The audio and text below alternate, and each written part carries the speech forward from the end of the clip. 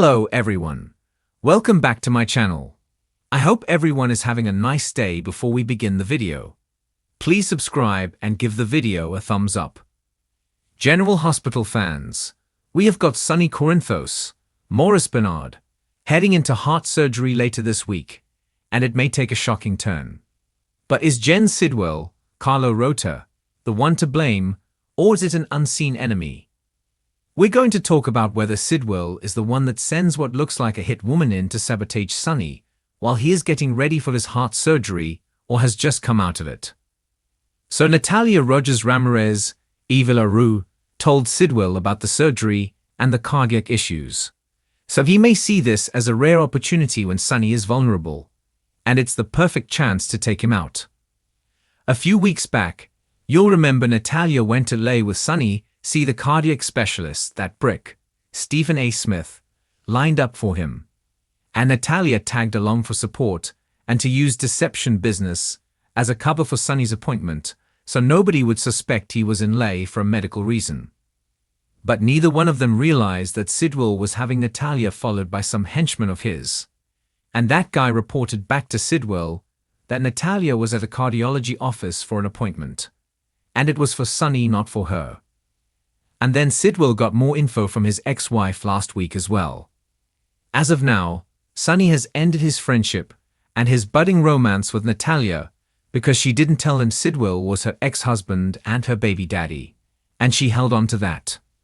And of course, right now Natalia is losing respect and friendship.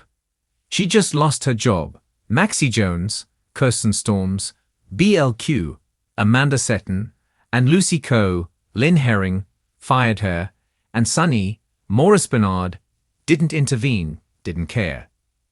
So Natalia is desperate. And then Sidwell, of course, is offering to help her. So she's jumping at the chance because she's got issues with her son, Marco Rios, Adrian Ancondo, that he might be able to help her fix all of this. So Natalia told Sidwell that Sonny's having open heart surgery. Natalia claimed she didn't know anything much about Sonny's condition, which probably is a lie. She knows some details, but at least that we saw, she didn't tell Sidwell everything that she knew. But also Natalia told Marco that Sonny betrayed her by agreeing with the deception ladies that she should be fired. So she may decide to betray Sonny right back and tell Sidwell every detail that she knows about Sonny's heart condition and the upcoming surgery and anything else that might be useful to Sidwell, who of course wants to get rid of Sonny. And because Sidwell had his spy following Natalia out in Lair, he knows exactly what doctor that he saw and probably right where Sonny's surgery is going to be. And of course, Sidwell's trying to pretend he's a good guy now that he's in Port Charles. But we all know he's ruthless, and honestly can be downright evil.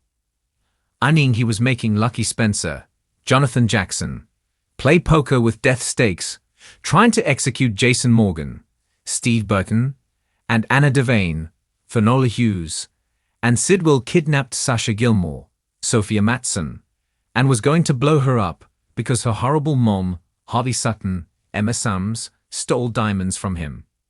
So yes, Sidwell wouldn't think twice about sending a goon to kill Sonny before, during, or after surgery. And it would be super easy for Sidwell to get rid of Sonny this way. Actually, it'd be pretty wild if he did it with Digitalis, if you think about it. However, I don't know how if that would work quite as well on Sonny, since he has an actual heart condition. Anyway, I don't think Sonny's going to die. I don't think Maurice Bernard is going anywhere. But that doesn't mean Sidwell or whoever is behind this isn't going to give it their best try. I mean, this is like a once-in-a-lifetime shot to catch Sonny at his weakest, when he can't defend himself, and Jason Morgan, Steve Burton, is not there. But the big question aside from will he survive, which seems likely, is whether or not Sidwell is the one that hired what looks to be a hit woman that's in his hospital room. So this week there's a shady-looking chick. Looks like a woman to me. She's in scrubs, and she enters Sonny's hospital room with a syringe loaded with something we have to assume is scary. And as this person's getting ready to inject it, Sonny wakes up and looks spooked. Bear in mind, his surgery is occurring just as May Sweeps begins. And on this Friday's episode, possibly as a cliffhanger, Carly Corinthos Spencer, Laura Wright, is going to get some news on Sonny's prognosis. And of course, Carly is in lay with him. She insisted she had to go along because he can't go alone. And originally, it was going to be Natalia with Sonny. Just to say this promo video, if you have seen it or not, it may be misleading. I do have to say that because it could be a nurse coming in to give Sonny something that's totally legit and ordered by the doctor, but it sweeps. So my money is on somebody bad there to take Sonny out. And since Sidwell was just asking questions about Sonny and the heart issues and surgery and all that, everything kind of lines up. Even if Sidwell sent a hit woman that doesn't succeed in taking Sonny out, which seems likely, we still might see a surgical complication with the surgery or recovery. You know, if Sonny wakes up and sees the person with the syringe before he goes into surgery, he may even tell Carly they have to delay it because he can't trust the environment. You know, alternately, because again, it sweeps, we could see Sonny flatline during or after surgery and needs to be saved. And if Sidwell is doing this, you know, Sonny may end up in worse shape coming out of surgery than he was when he went in. Obviously, Sidwell wants Sonny's territory out of his hands. He wants to weaken him. He's trying a bunch of different things, pushing him out of the peers, using the politicians and conspiring with Tracy Quartermaine, Jane Elliott. So clearly, Sidwell's got this target on Sonny's, Maurice Bernard, back. Jason and Carly are on their guard with Natalia. They think that she has told Sidwell everything she knows about Sonny, and looks like they may be right. So at least Jason, Sonny, and Carly all have their eyes wide open. But things don't look good for Sonny right now. And of course, we also now have to ask the question, if that is a hit woman who's coming to take out mob boss Sonny as he's getting ready to have his cardiac surgery, or afterwards, is it Sidwell that sent this person? I say that because, you know, Jason cornered Sidwell, who insisted he did not firebomb Sonny's penthouse. And while talking to Anna, I believe it was, Jason said he actually believed it, and he told Sonny the same thing. And if it is true, you know, because Jason does have good instincts, and Sidwell didn't firebomb the penthouse, then there is somebody else out there trying to kill Sonny. So just because Sidwell just found out about the heart surgery does not necessarily mean he's the one who sent the naughty nurse with the syringe. We got to think about that. So fingers crossed that whoever sent this bad person, after Sonny assuming it's not prescribed medication, let's hope they're not going to get away with it. Port Charles has been rocked by countless twists and turns over the years, but nothing could prepare fans for the bombshell surrounding Sonny Corinthos' latest medical crisis. In a shocking turn of events that has fans buzzing and insiders whispering, the kingpin-turned-family man faced a critical surgery after a sudden and mysterious collapse, only to have the procedure take a dark turn behind hospital doors. All eyes are now on Dr. Brennan Sidwell, the new surgeon whose past is shrouded in secrecy and whose motives are growing murkier by the hour. But is Sidwell truly the one pulling the strings, or is someone else waiting in the wings, orchestrating Sonny's downfall from the shadows? The mystery began when Sonny, who had recently experienced a series of dizzy spells and blackouts, was rushed to General Hospital after collapsing during a meeting at Pozzuolo's.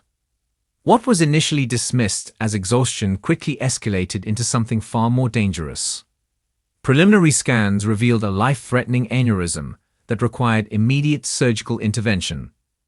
Despite the urgency, the usual surgical team was mysteriously unavailable, and Dr. Brennan Sidwell, a highly recommended specialist recently transferred from Johns Hopkins, was called in to perform the procedure.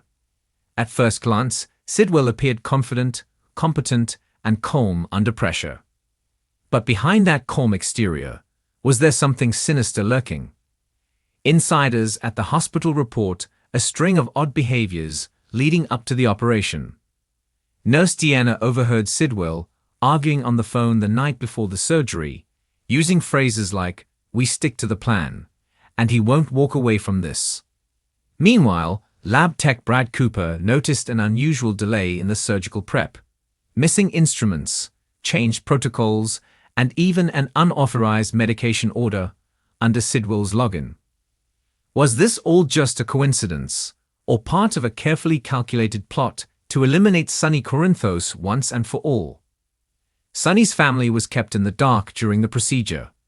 Carly Corinthos paced outside the OR, barely holding it together as she demanded answers.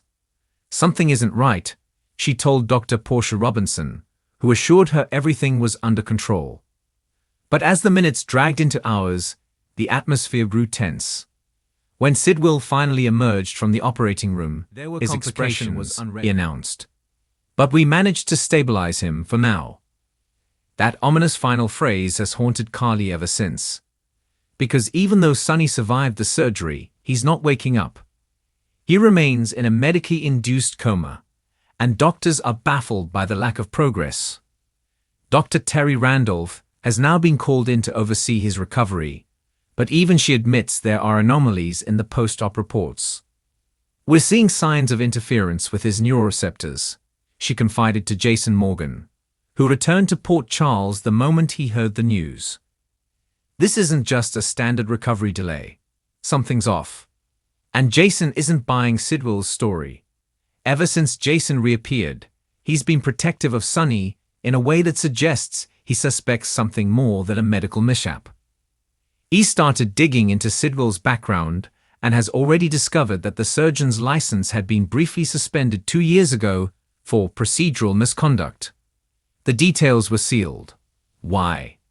And more importantly, who vouched for Sidwell's reinstatement? It didn't take long for theories to start circulating in Port Charles. Could this have been a planned hit masked as a surgery gone wrong? If so, who would go that far? And why now?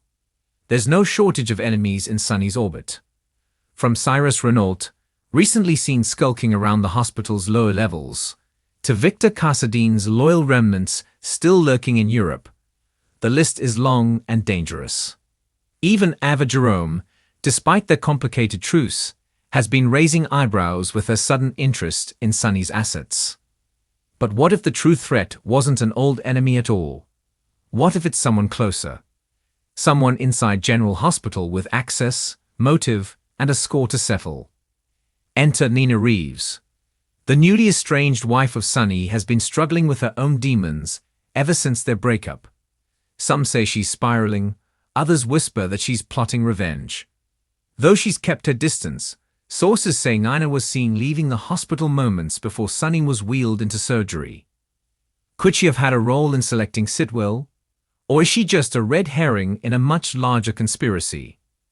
Meanwhile, Dex Heller, Sonny's newest enforcer, has been conducting his own investigation.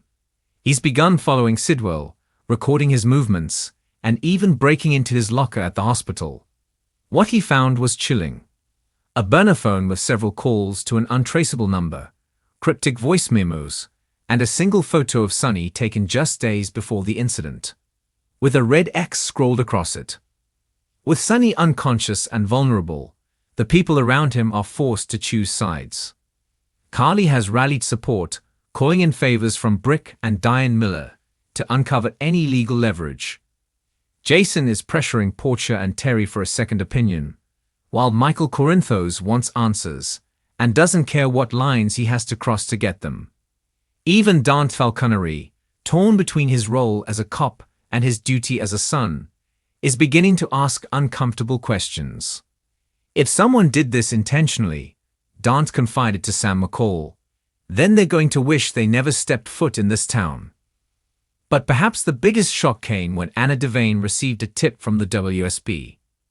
A shadow operative working deep within the agency believes Sonny's condition is part of a wider scheme. A coordinated strike meant to remove key players in organized crime across multiple cities. If true, that would mean Sidwell might not be acting alone. He could be a pawn, or worse, a mastermind connected to something much bigger than Port Charles. Now the clock is ticking. Sonny's condition is stable but fragile. His brain activity is inconsistent, and doctors warn that any additional stress or interference could result in permanent damage. And as Jason, Carly, and the rest of the Corinthos circle close ranks, the pressure on Sidwell intensifies. The doctor insists he followed every protocol, that the complications were unpredictable. But when questioned directly by Jason, he slipped. "You people don't understand what you're dealing with," he snapped, before storming out of the room. What did he mean? What aren't they dealing with? As the mystery deepens, Port Charles prepares for a potential war. Because if Sonny doesn't wake up, and if it turns out he was targeted from within, the fallout will be unlike anything this town has ever seen. Every alliance will be tested, every enemy will resurface, and the lines between friend and foe will blur beyond recognition. Was Sidwell the saboteur, or just the beginning of something far darker? Stay tuned, because in the halls of General Hospital, no one is safe and nothing is ever what it seems. Thanks for watching this video, and please subscribe our YouTube channel for more update news.